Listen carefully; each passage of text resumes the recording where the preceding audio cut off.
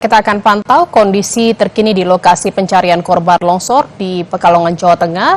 Seperti apa kondisi korban longsor yang ada di sana, dan sudah tersambung bersama kami dua jurnalis Kompas TV, ada Benediktus Aditya di lokasi pencarian dan juga ada Gina Wirana di posko bencana longsor. Saya ke Benediktus Aditya terlebih dahulu. Bene, bagaimana proses pencarian 4 korban yang masih dinyatakan hilang? Saudara, memang kalau bisa saya informasikan untuk update terakhir terkait dengan proses pencarian dan evakuasi dari korban tanah longsor yang terjadi pada 20 Januari yang lalu, di mana ini merupakan hari keempat proses lanjutan evakuasi begitu. Namun memang tadi pukul 11 ini sempat dihentikan karena mengingat ini juga hari Jumat, jadi teman-teman relawan yang berada di lokasi ini dipersilakan untuk melakukan kegiatan keagamaannya begitu. Nantinya memang informasi yang kami terima juga akan dilanjutkan kembali pada pukul 1 siang nanti terkait dengan proses lanjutan evakuasi dan juga pencarian yang untuk hari ini memang kami terima informasinya ada di 3 titik begitu, atau di 3 sektor pencarian, di mana ini salah satu sektor yang terdampak ya di tempat saya berdiri, yang merupakan di rumah Sekretaris Desa Kasimpar, ya ini Sularso. Dan tadi saja baru pagi tadi sekitar pukul 7:30 pagi memang ditemukan satu jenazah yang sudah berhasil diidentifikasi, ya ini bernama Aurel begitu, yang merupakan putri dari Sekretaris Desa Kasimpar, ya ini Sularso.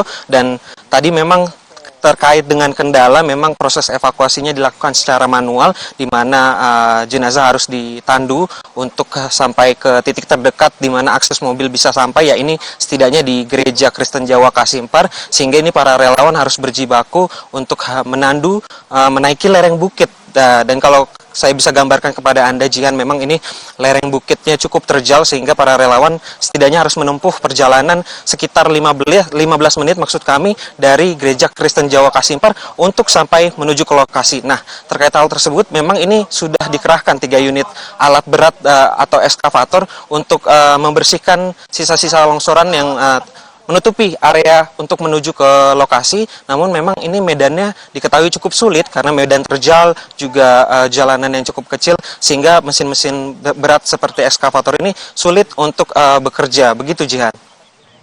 Iya, pencarian dilakukan di 3 titik sektor dan 1 jenazah telah ditemukan dan dievakuasi oleh petugas secara manual, di mana 3 alat berat juga sudah dikerahkan untuk membantu proses pencarian dan pembersihan di lokasi longsor. Dari lokasi pencarian kita menuju posko bencana longsor di Kecamatan Petung Kriono. Ada Gina Wirana di sana.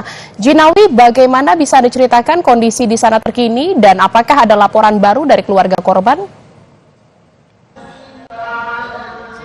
Ya baik, saat ini saya mengabarkan dari depan posko Kecamatan Patung Kriono. Perlu diketahui bahwa tadi pagi jam 8 sudah ditemukan setidaknya 1 jenazah yang akhirnya dibawa ke posko di tempat saya berdiri. Ini tadi sudah diidentifikasi sekitar jam 9 pagi, dan setelah diidentifikasi dan kemudian diketahui data korban cocok dengan data yang dinyatakan orang hilang, akhirnya dibawa ke keluarga. Jadi begitu sampai di sini tadi jam 9 akhirnya langsung diantarkan ke rumah duka untuk segera dikebumikan. Memang betul tadi menurut data yang kami terima bahwa identifikasi korban betul adalah salah satu dari 4 korban yang hilang, sehingga saat ini masih dicari 3 korban lainnya begitu.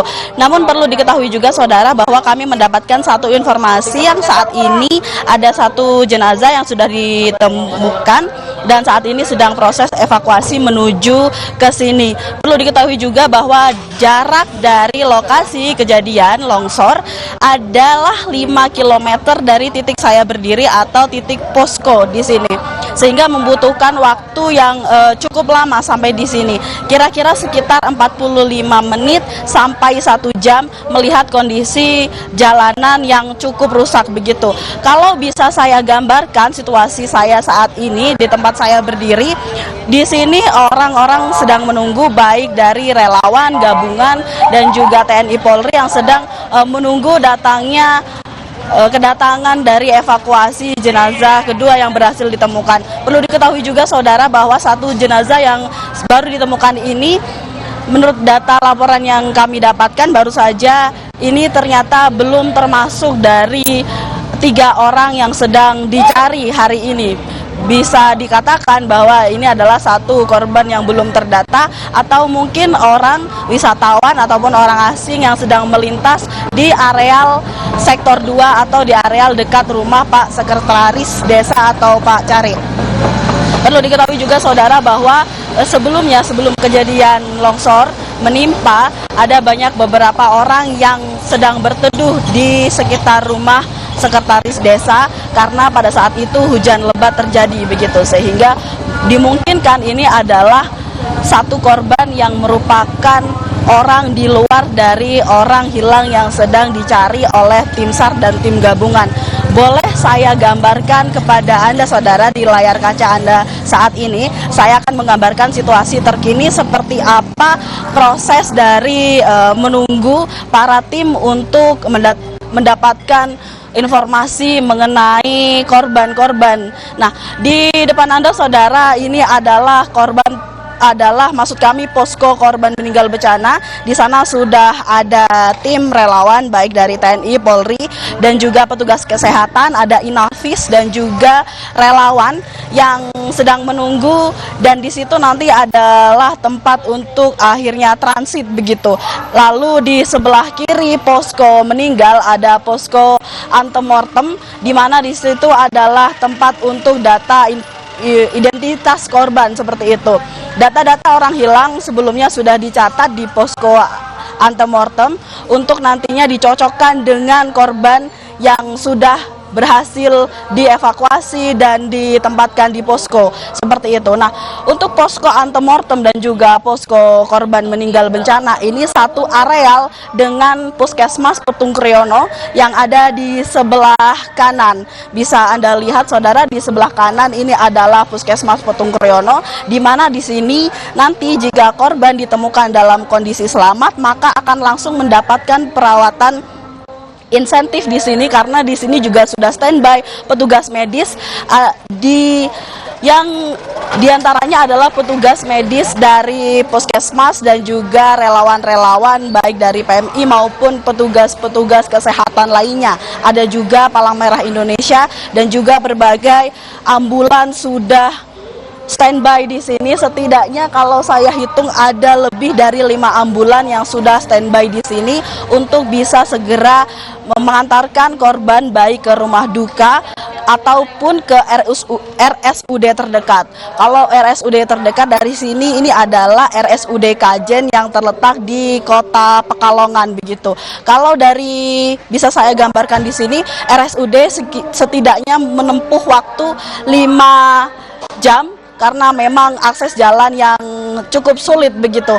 Kalau dilihat dari situasi saat ini memang semua orang sedang bertugas dan menunggu kabar selanjutnya. Ada juga yang sedang sibuk untuk melakukan, maksud kami ada juga yang sibuk untuk menyiapkan logistik, baik itu logistik dari logistik makanan dan juga logistik obat-obatan. Perlu diketahui juga saudara bahwa cuaca saat ini juga sedang cerah dan kami tentunya berharap agar cuaca tetap cerah seperti ini hingga sore hari agar proses evakuasi tetap berjalan secara maksimal. Kembali ke studio.